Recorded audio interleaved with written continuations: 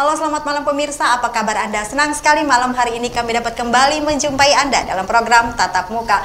Program yang hadir sebagai wadah sosialisasi, berbagi informasi dan juga edukasi dalam bidang apapun, sosial, politik, ekonomi, budaya, kesehatan, pertahanan, lingkungan, dan lain sebagainya.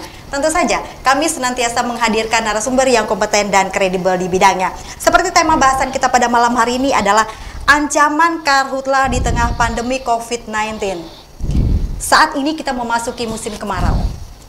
Kemudian, masih ada PR besar. Kita masih dihantui oleh yang namanya pandemi COVID-19. Kemudian yang menjadi pertanyaan, bagaimana teman-teman dari lingkungan hidup ini berperan aktif?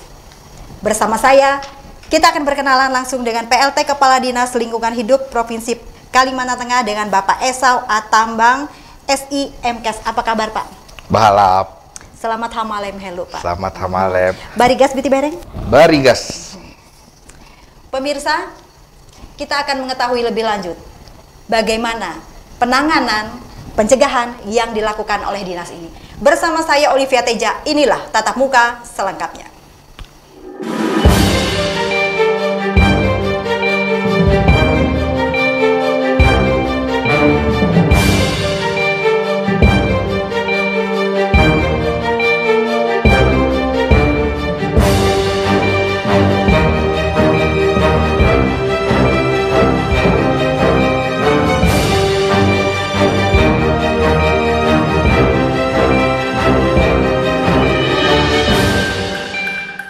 Pemirsa, yang pertama yang saya tanyakan adalah bagaimana sebaran titik panas di Provinsi Kalimantan Tengah berdasarkan dari BMKG dan yang sudah menjadi data dari teman-teman di dinas ini sendiri. Data BMKG Pak, melalui satelit Tera, satelit NOAA, kemudian 8 yang terpantau dan yang sudah masuk di dalam data teman-teman dari dinas ini sendiri. Oke. Terima kasih. Assalamualaikum warahmatullahi wabarakatuh. Salam sejahtera untuk kita semua. Tabe selamat di ngonalatai. Salam sujud karena yang melempang. Adil Katalino bacuramin kasaruga basengat kajubata. Harus. Baik Mbak Olivia, kita membahas masalah karhutla dan saya tadi dengar pandemi COVID ya. Dua hal. Kalau saya umpamakan sebagai double attack kalau ini bersamaan, karena semuanya akan menyerang paru-paru kita. COVID-19 menyerang paru-paru, asap menyerang paru-paru. Kalau sampai kita tidak berusaha untuk paling tidak, kalau bisa menghindari, kalau bisa paling tidak mencegahnya, mencegah jangan sampai kabut asap itu bersama-sama dengan pandemi COVID ini. Nah, tetapi kan ini mereka berjalan seiring sejalan. Ya. Seperti saya tanyakan tadi, titik api di Kalteng itu sendiri di mana titik panas? Hari ini mungkin dari BMKG berapa hari ini? Dari BMKG kita masuk di 1042. 10. Pasti itu ada pergerakan. Ada pergerakan. Kalau di Kalimantan Tengah mungkin hari ini ada 1, 2 gitu, dan itu akan bertambah. Itu adalah jumlah akumulatif. Iya, yang terpantau oleh yang terpantau mulai dari adanya, kan kita ini memang sudah hampir memasuki musim kemarau. Namun untuk jenis musim kemarau kita di Kalimantan, kita bersyukur kita beberapa walaupun kemarau kita tetap menerima hujan. Ini namanya kemarau basah. Nah, namun kekeringan kalau kita lihat di kebun kemarin saya ke jalan lingkar luar, tersulut api sedikit, maka dia akan membakar dan menimbulkan asap, dan itu yang kami bersama-sama semuanya, unsur pusat ada BPBD, BMK, jadi kami bagi-bagi tugas, bagi-bagi tugas. BPBD kalau untuk pemadaman, kemudian BMKG untuk pemantauan, kalau kami khusus untuk memantau asap. Atau emisi, emisi. Jadi kita di kantor itu ada, dan juga tingkat air tanah. Jadi sekarang tingkat air tanah kita udah semakin rendah, jadi itu sangat potensial api. Api itu bisa terjadi kalau ada bahan bakar. Kalau bahan bakarnya tidak ada, dia tidak akan muncul api. Nah, seperti itu. Jadi kalau kering mudah terbakar. Nah, kalau kita sendiri kedalaman atau ketebalan lahan gambut kita ini berapa sih Pak? Berkisar dari 0 ya. Jadi mulai dari 0 bahkan ada yang sampai 20 meter ada. Tapi kalau di sekitar Palangkaraya mungkin paling dalam ya 5 meter, 3 meter, banyak yang 1,5 meter, 1 meter. Gambut itu kayak spon, nah, kayak spon. Jadi makanya kalau kita di Palangkaraya, itu kalau kita mau bangun rumah, kita uruk. Jadi gambutnya kegencet, jadi tambah tipis, kempes dia. Nah, dan itu akan apa namanya?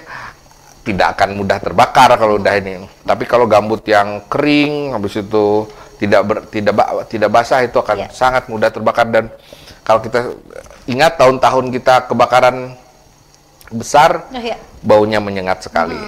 Kemudian bagaimana dari teman-teman ini sendiri agar yang namanya kebakaran hutan dan lahan ini tidak dianggap masyarakat sebagai rutinitas setiap tahun? Itu yang menjadi keprihatinan kita. Saya kira kita mulai dari kesadaran di tingkat masyarakat perkotaan lah.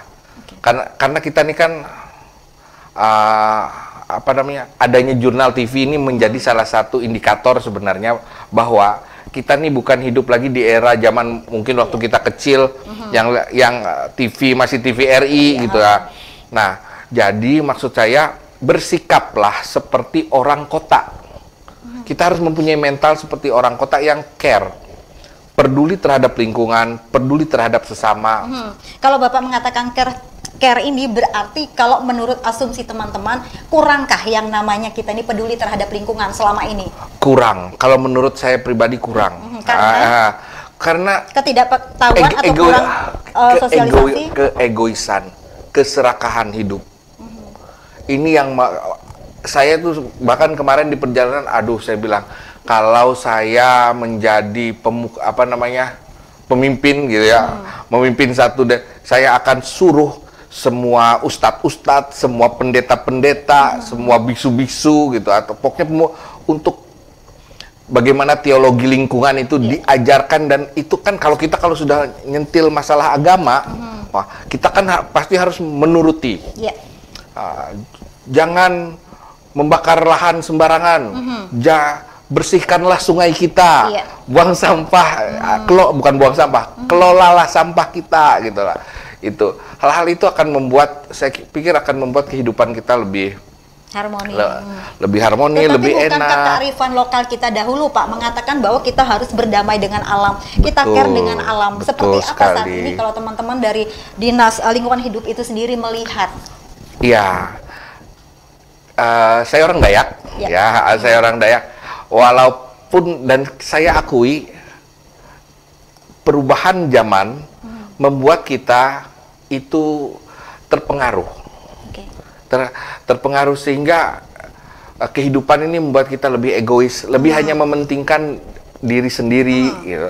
Lebih hanya, sehingga kita nggak peduli lagi dengan yang penting saya hidup, yang penting saya survive, saya tidak peduli orang lain, saya tidak peduli lingkungan. Nah, itu yang kita harus kembali lagi ke ajaran nenek-nenek moyang kita, bagaimana mereka bisa berumur panjang, karena mereka banyak palinya, karena mereka tidak membuang tidak hidup sembarangan, tidak menebang sembarangan pohon, harus ada tempat pilih. Ngambil dari alam secukupnya, gitu, nggak serakah, gitu. Nah, itu. Saya bergeser dulu kita ke COVID dulu, Pak. Mengawal efek COVID, Pak, dari tingkat tapak. Kalau yang saya baca referensinya, dari KLBH sendiri mendorong masyarakat itu ekonomi lokalnya bergerak, kemudian petani boleh membuka lahan, kemudian dengan kearifan lokal tentunya. Betul. Yang dilakukan oleh teman-teman sendiri saat ini seperti apa? Kalau hasil dorongan dari kementerian sendiri seperti ini, yang dilakukan saat ini? Ya. Kabar gembira ya, kabar gembira. Jadi kabar gembira ini nggak boleh jadi euforia, maksud saya. Hal ini karena COVID itu sekarang membuat mau tidak mau, suka tidak suka, Vietnam, di mana negara-negara sumber beras kita, Vietnam, beras apa? Adanya beras Vietnam, ada beras Cina, beras Kamboja gitu lah. Itu semuanya mengkip pangan mereka sehingga sehingga kita sekarang harus bersuadaya sendiri. Makanya kemarin seperti yang tadi dikatakan food estate kita. ada food estate, ada pemerintah. program. Kalau saya tidak begitu, karena katanya food estate itu gagal di Papua, gagal di Kalbar. Nah, jadi bergeserlah ke Kalteng. Walaupun sebenarnya kata food estate itu sendiri netral-netral aja sih, Kak. Seperti halnya real estate gitu. Di mana semua kalau di real estate itu kan di situ ada sekolah, ada rumah sakitnya sudah, ada semuanya lengkap. Jadi kalau food estate itu di situ ada sawahnya, ada semuanya, ada sapinya, ada sampai pabrik infrastruktur sampai ke distribusinya. Nah, itu yang didorong oleh Pak Presiden, dan kita bersyukur banyak sebenarnya tempat yang ingin bahkan kalau di tingkat politik saya dengar informasinya dari Pak Gubernur, dan ikut juga di rapat-rapat kabinet kan kita pakai Zoom sekarang. Jadi saya mendampingi Pak Gubernur rapat dengan para menteri, itu para menteri aja belum satu kata. Jadi ada yang ingin di daerahnya misalnya. Nah, Pak Presiden begitu percaya, antusias bahwa Kalteng lah, mungkin karena kita nanti akan dekat dengan ibu kota negara kita di Kaltim, masih satu lahan, jadi tidak perlu harus nyebrang laut gitu. Nah, kemudian kalau dari segi untuk lingkungannya sendiri seperti apa, Pak? Kita kan lahan gambut, kemudian bibit yang dibawa ini yang akan kita besarkan di sini nanti, kemudian yang membuka lahan ini apakah tidak membakar lagi? Tidak. Ini akan kalau yang saya dengar ya, ini bukan sebenarnya saya ingin menegaskan dari sisi lingkungannya dulu. Nanti kalau masalah produksi, masalah teknis ini, kalau masalah produksi nanti Dinas Bu Nardi masalah KPU-an nanti ada Pak Salahuddin nanti yang mungkin diundang juga ke Jurnal TV untuk mereka bisa berbicara atas nama pemerintah daerah provinsi. Nah, kalau dari sisi lingkungan kita dulu lahan gambut itu adalah satu lahan yang seperti lingkungan lainnya bisa digunakan. Ada yang fungsinya sebagai fungsi lindung, ada yang fungsinya sebudidaya. Nah, yang mau digarap ini adalah areal-areal budidaya yang dari dulu memang sudah menjadi tempat pangan. Seperti di Belantisiam, itu kalau via ke sana yang ada tuh cuma hamparan sawah. Nah, itu yang mau dikembangkan. Itu yang mau dikembangkan secara mekanis, jadi dimodernisasi. Nah, namun harus dicatat juga dicatat juga oleh pusat bahwa tidak semua jenis padi yang akan bisa padi-padi lokal itu lebih. Makanya pengetahuan lokal petani kita harus diterapkan dalam food estate ini. Dan juga tentang keamanan lingkungannya tentunya. Kalau di Jawa sumber air itu dari gunung, dari atas. Nah, kalau di gambut sumber air dari bawah, dari kubah-kubah gambut. Kubah-kubah gambut itu harus dijaga, itu harus dikonservasi, itu harus ditanami, harus direhabilitasi. Nah, supaya menjamin ketersediaan air ke sawah-sawah yang akan dibangun. Kalau ini kubah-kubah gambut ini tidak terlindungi dan tidak direvitalisasi, fungsi penahan airnya, sawahnya akan gagal. Kemudian modifikasi yang dilakukan, yang diajukan oleh teman-teman dari Dinas Lingkungan Hidup sendiri seperti apa, Pak? Kita dengan Kementerian Lingkungan Hidup ada dari Ibu Siti dan Pak Wamen kita, Pak Aludohong, yang kalau Pak Aludohong itu memang kerjanya dulu merehabilitasi di gambut. Nah, itu sudah melakukan apa yang namanya kajian lingkungan hidup KLHS-nya sudah kita lakukan, sekarang masih terus berjalan. Dan terus mengawal proses, sehingga proyek ini nanti berhasil dengan kita tetap menjaga lingkungan. Ini yang mau ku katakan bahwa rencana ini sejalan sekali dengan rehabilitasi rencana. Orang kan banyak mempertentangkan nih, antara tadi aku lihat menentang impres, tidak. Sama sekali tidak. Dikatakan ada 3. Yang Inpres juga PP nomor 57 tahun 2016, kemudian Instruksi Presiden nomor 5 tahun 2019 tentang penghentian perizinan baru, penyempurnaan tata kelola hutan ataupun lahan gambut, belum restorasi gambut itu lagi. Sama sekali karena di dalam misalnya BRG ya, kita di BRG Badan Restorasi Gambut yang ada di kantor kita sebagai pelaksana daerahnya itu gambut itu harus direhabilitasi ya, direhabilitasi dan direvitalisasi. Oke, ditahan, direvitalisasi, Pak. Pemirsa, jangan kemana-mana, kami akan kembali setelah jeda pariwara berikut ini. Tetaplah bersama kami di Tatap Muka.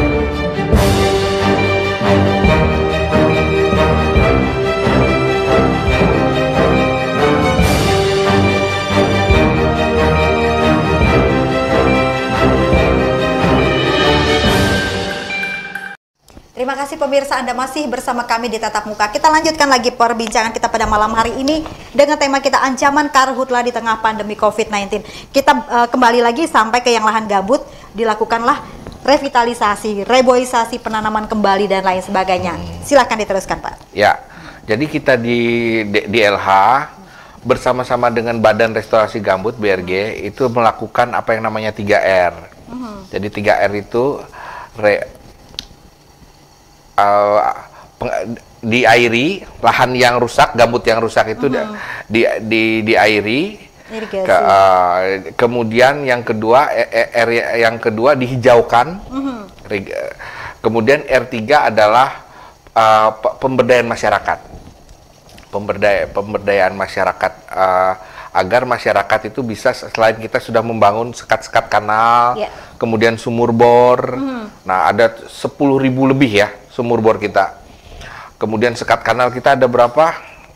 Ada ribuan juga sekat kanal kita, sehingga semua ekosistem gambut yang yang rusak itu permukaan airnya naik, dia bisa tumbuh kembali tumbuh-tumbuhan di atasnya, sehingga akhirnya masyarakat bisa kembali memanfaatkan sesuai peruntukannya dulu. Nah, kemudian untuk mencegah kebakaran untuk mencegah kebakaran kita juga menyediakan apa yang namanya pembasahan gambut, sehingga gambut-gambut yang sekarang sudah mulai kering itu teman-teman TSAK atau regu pemadam kebakaran di setiap desa itu kita tugaskan untuk melakukan pembasahan di tempat-tempat yang kelihatannya mengering. Kalau hampir kita ini sudah masuk musim kemarau puncaknya, kemudian bagaimana teman-teman itu memantau apakah benar itu dilakukan oleh masyarakat atau tidak? Benar.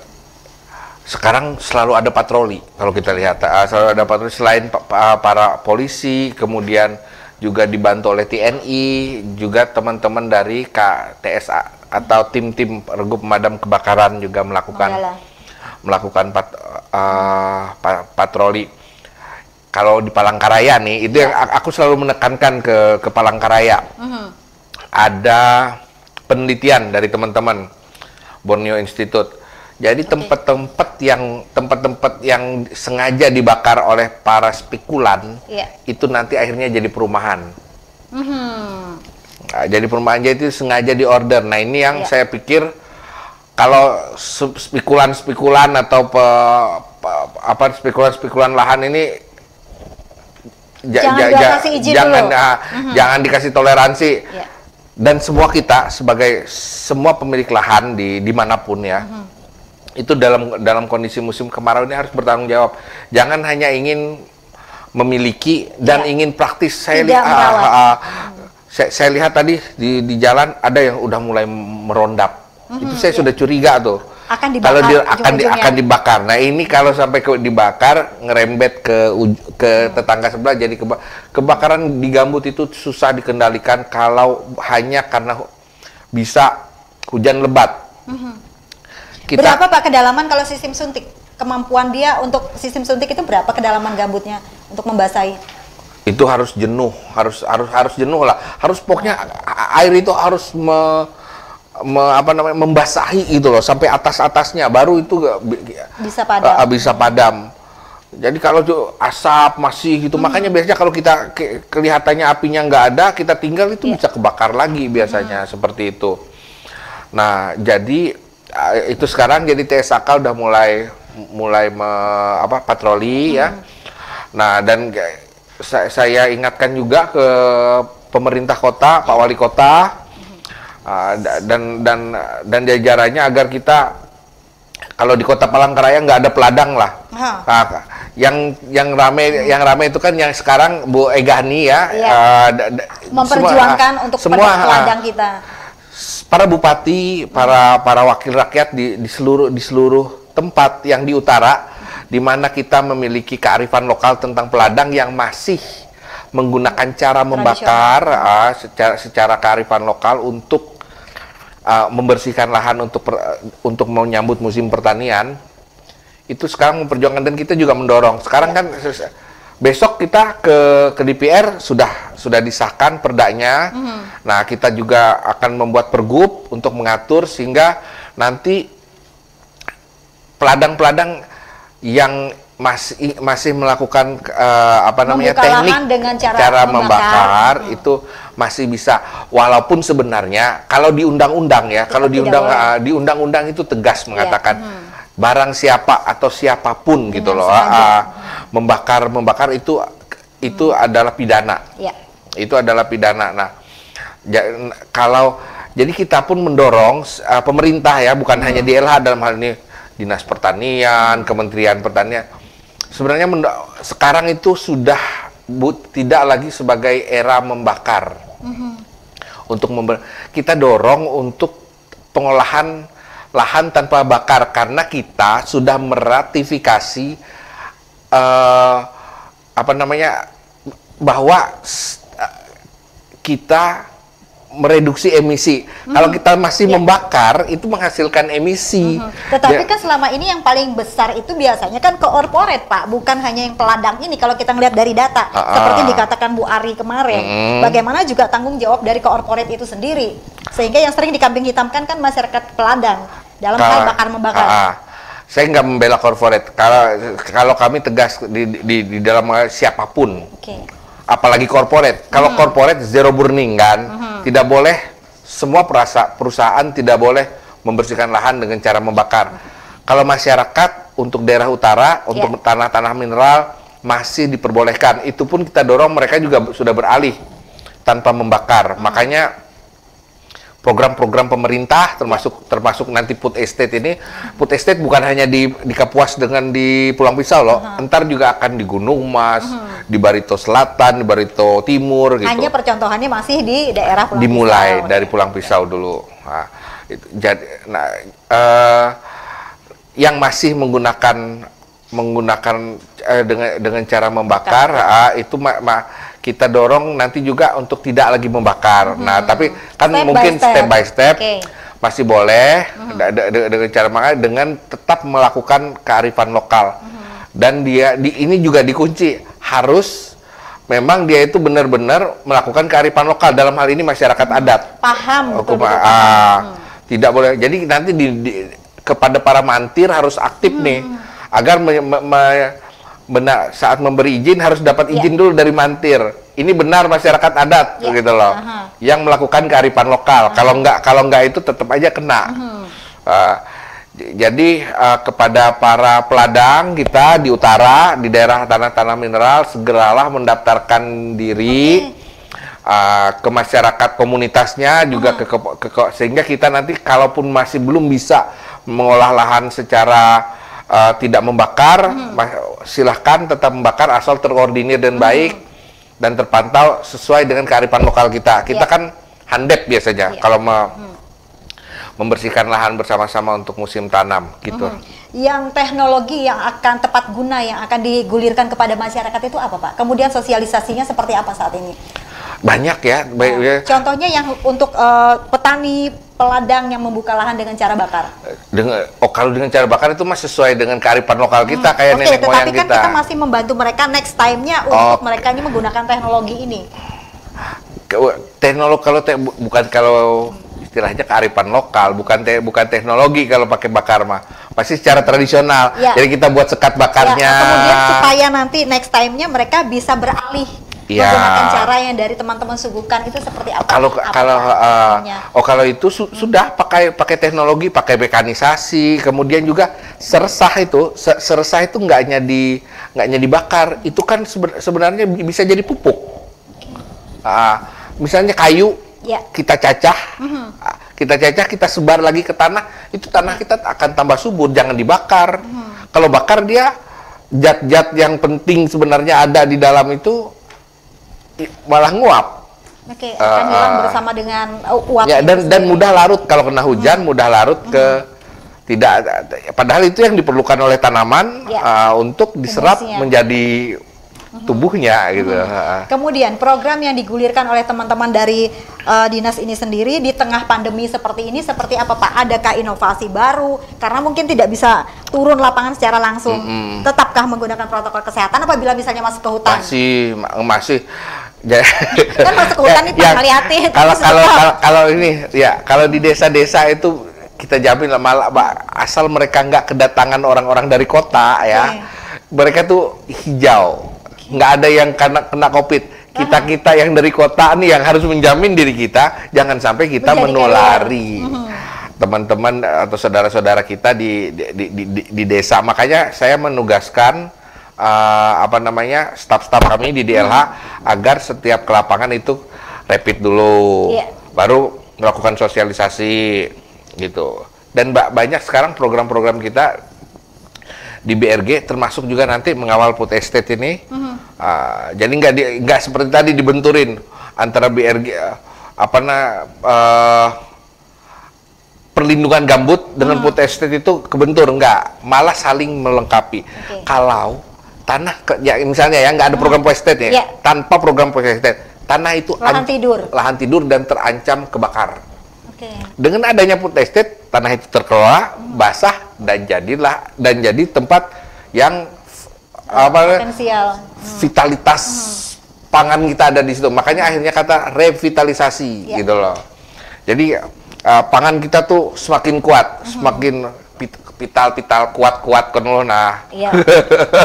Kemudian Pak, tadi kan Bapak mengatakan juga bahwa itu revitalisasi. Kebanyakan kita sekarang mulai untuk padi. Kalau dari teman-teman DLH, dari teman-teman dinas ini sendiri melihat lingkungan hidup selain padi yang cocok untuk dikembangkan di daerah situ sehingga mencegah karhutla itu seperti apa aja Pak tanamannya? Ada yang istilahnya paludikultur ya. Jadi memang gambut ini harus basah ya. Gambut ini harus basah. Di sana bisa kita tanam tanah sagu. Nah, apa bahasa kita sagu tuh? Sagu, talas, ubi gitu loh. Sehingga ada keanekaragaman pangan. Ada keanekaragaman pangan dan akhirnya ketahanan pangan. Kita kan termasuk juga ada di sana ikan, itik, sapi, kerbau. Nah, itu yang namanya food estate. Seperti yang aku bilang tadi, di dalam satu wilayah yang namanya real estate itu ada kapan perlu kebun binatang ada di dalamnya. Jadi kita nggak usah kemana-mana. Di sana pangan kita lengkap, ada peternakan ayam, beras, semua ada karena siklus energi yang dimainkan. Dan ini salah satunya untuk mencegah karhutla juga. Betul sekali. Kalau tempat-tempat, kalau kita tahu tempat-tempat yang terbakar itu tempat-tempat yang nggak ada manusianya. Lahan kosong. Kalau tempat-tempat yang ada manusianya itu pasti nggak bakalan kebakar. Dijaga betul oleh pemiliknya. Kemudian dalam rangka, bukan dalam rangka sih, karena kita ini masih COVID seperti ini. Program-program dari teman-teman itu ada nggak sih Pak yang terkendala? Ada, Mbak. Saya kira tapi nggak masalah lah.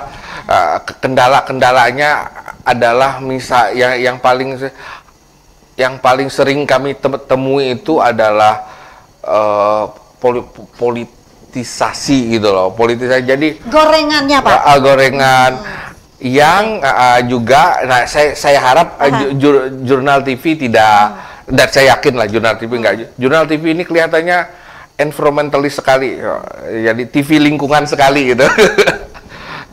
Yang akhirnya bisa mencerdaskan, mencerdaskan masyarakat sehingga masyarakat itu ngerti.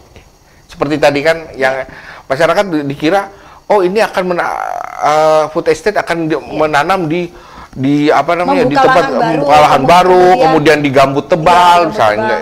Itu kan hal-hal yang kemudian airnya seperti apa, kanal-kanal ketersediaannya. Nah, tapi teman-teman itu karena mereka belum ke lapangan. Kalau mau setelah mereka melihat apa yang di mana sih yang akan ditanam, tuh loh tempat yang akan ditanam, ya semuanya adalah sawah-sawah yang dari dulu, dari sebelum PLG tahun 80-an itu sudah dibuka oleh pemerintah menjadi transmigrasi untuk sawah padi.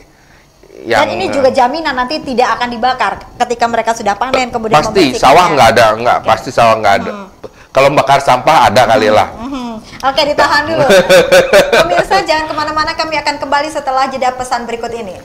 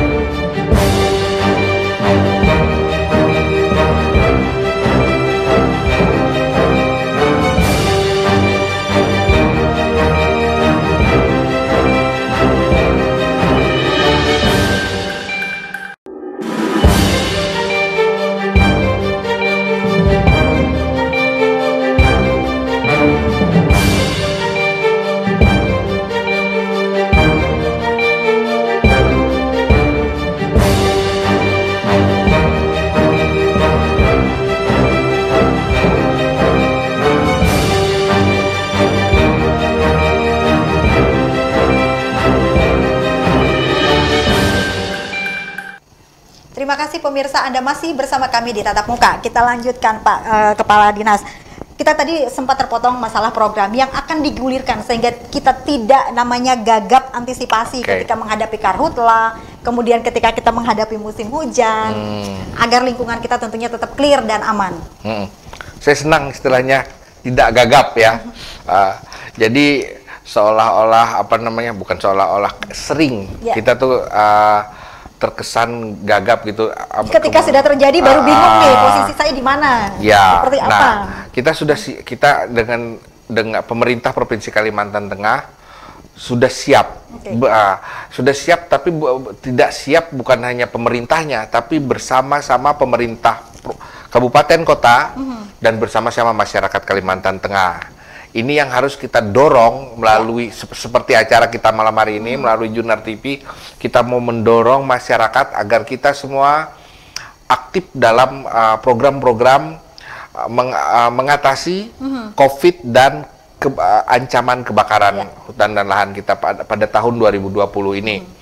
Kita kembali apa namanya, lahan-lahan yang kita miliki harus kita lihat, harus kita jaga, jangan sampai terbakar. Bapak Ibu sekalian yang memiliki lahan, baik itu di kampung, di kota, itu semuanya jagain, bersihkan. Jangan mungkin nggak Pak zero kebakaran mungkin nggak sih kalau Kalimantan Tengah sendiri? Kita usahakan dan kita doakan. Nggak mungkin, kalau bilang zero, kemarin aja di lingkar luar sudah masih kebakaran. Sudah pecah perawan. Nggak mungkin zero. Nggak mungkin zero. Kita usahakan meminimalisir sehingga kita apa namanya, hidup kita tetap bisa sehat. Dan kalau apa namanya, kalau asap datang, COVID COVID tingkat kematian tuh yakin saya tambah tinggi pasti tambah tinggi. Nah itu yang kita sangat tidak kita harapkan. Kita harus cegah itu, kita harus apa namanya, kelihatannya COVID ini banyak dampak positifnya loh. Saya aja setiap hari hampir ke kebun, saya lihat nggak mau kebun saya kebakaran.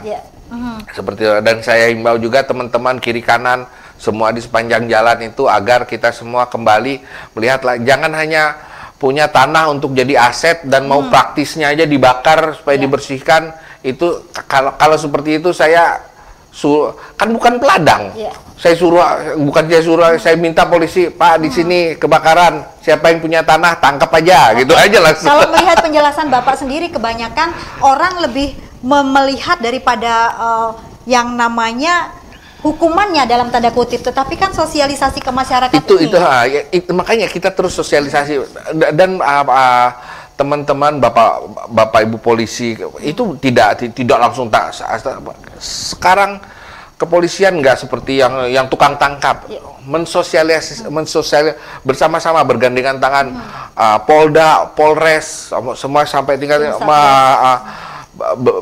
mensosialisasikan dan menghimbau kepada seluruh masyarakat agar kembali kita siap siaga. Semuanya harus kita tahu bahwa ini adalah musim kering. Ancaman kebakaran ada di depan mata kita. Api yang kecil aja jangan kita biarkan, cepat kita padamkan. Mungkin di situ nggak ada orangnya, turunlah sebentar, padamkan. Sehingga api itu jangan tunggu pemadam kebakaran gitu. Datang dulu. Tapi kalau itu udah besar, nggak mungkin kita memadamkannya sendiri, segera telepon. Teman-teman dari lingkungan hidup sendiri, Pak, melihat selama ini, kemudian dari segi kesehatan ini sudah jelas dampak ekonomi dan lain sebagainya. Untuk dari segi kesehatan dulu, ketika ada asap kemudian ada COVID, Pak, double gardan ini berarti penyakitnya. Kita polutannya apa sih, Pak? Kalau yang ini banyak. Jadi kalau udah kebakaran itu kami ada alat pengukur ISPU, indeks pencemaran udara lagi ISPU itu indeks pencemaran udara. Nah, itu biasanya yang dipakai oleh Dinas Kesehatan dan Dinas Pendidikan untuk menentukan kita tuh libur, entah libur sekolah atau sama seperti COVID.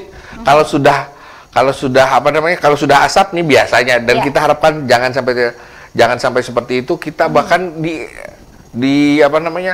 diliburkan, seluruh kantor diliburkan gitu kan, kalau dulu, supaya kita berdiam di rumah semua. Persis sebelum COVID aja kita udah, kalau sudah musim asap kan kayak COVID. Saya aja kalau dulu tuh mengungsi ke Banjarmasin mungkin. Sekarang kan susah kita, gara-gara COVID ini nggak bisa kemana-mana. Betul sekali. Kemudian Pak, belum pulih kita ini, seperti Bapak katakan tadi contoh di lintas, belum pulih ini kita recovery yang ada, kemudian datang lagi seperti ini. Berarti kemampuan dari teman-teman ini harus dipost lagi atau seperti apa? Harus jadi harus makanya jangan sampai kebakaran itu terjadi. Dan kita bersyukur, kasih karunia Tuhan ya untuk Kalteng ya, kita masih di kemarau basah. Kalimantan Utara, Kalimantan Timur ngeri loh ntar, kering, mereka kering.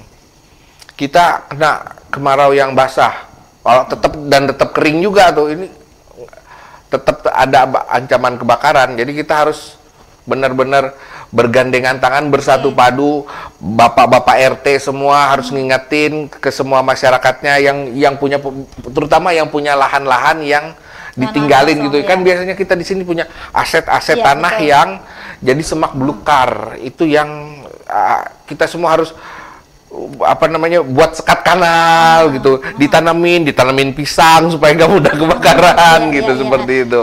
Teman-teman di lapangan ini sebagai garda terdepan, Pak, terlebih teman-teman Manggala Agni.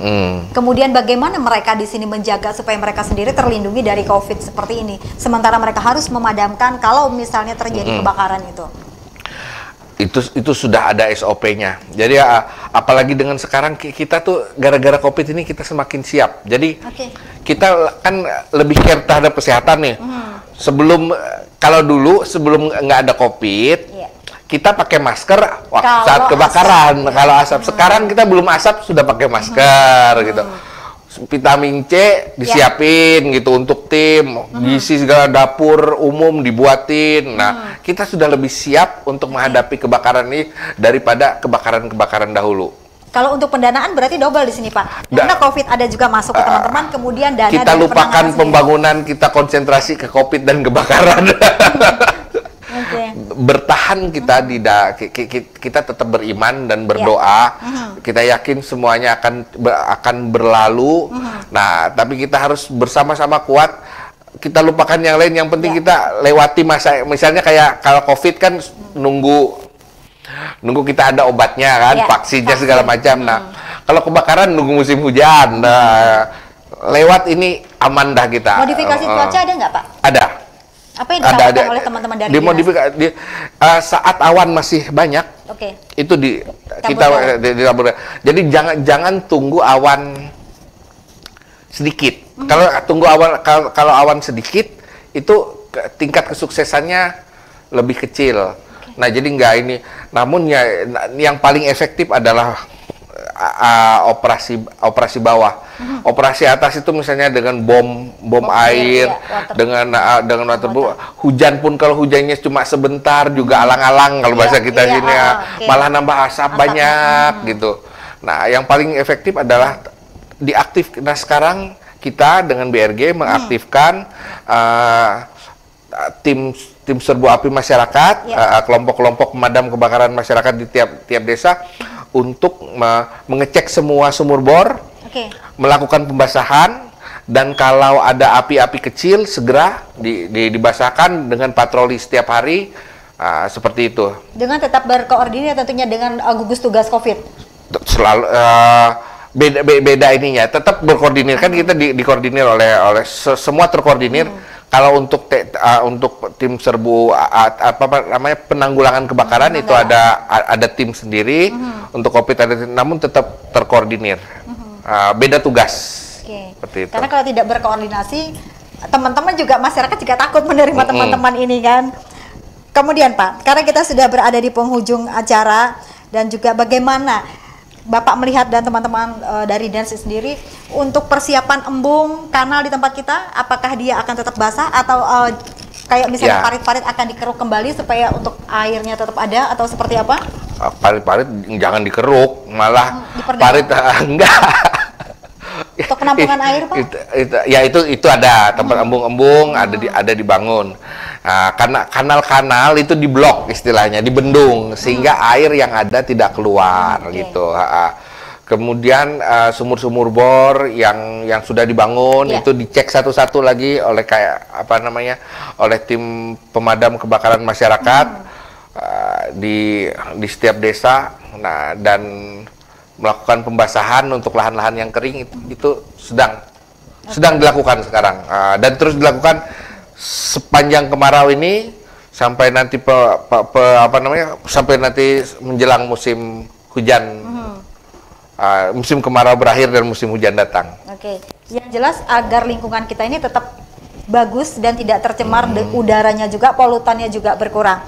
Terakhir Pak, pesan yang disampaikan untuk masyarakat terkait dengan menjaga lingkungan, juga mencegah karhutla, dan juga tetap mengedepankan namanya protokol kesehatan. Ya, baik. Saya menyampaikan pesan dari Bapak Gubernur kepada kita semua masyarakat Kalimantan Tengah bahwa kita sekarang harus bekerja bersama-sama semua komponen masyarakat, baik yang dari atas sampai bawah, dari provinsi, kabupaten, kota, sampai masyarakat, RT, di desa-desa, di pelosok-pelosok, kita mengalami apa yang namanya COVID-19 dan juga ancaman kebakaran. Yang ini semuanya akan menyerang paru-paru kita dan sangat berbahaya. Marilah kita semua bergandengan tangan untuk menjaga semua lahan-lahan kita, hutan-hutan kita dari ancaman bahaya kebakaran, sehingga kebakaran kita upayakan tidak ada kebakaran di lingkungan kita untuk saat ini. Itu saja pesan dari Bapak Gubernur, dan tetap semangat, tetap sehat. Salam Kalteng Berkah.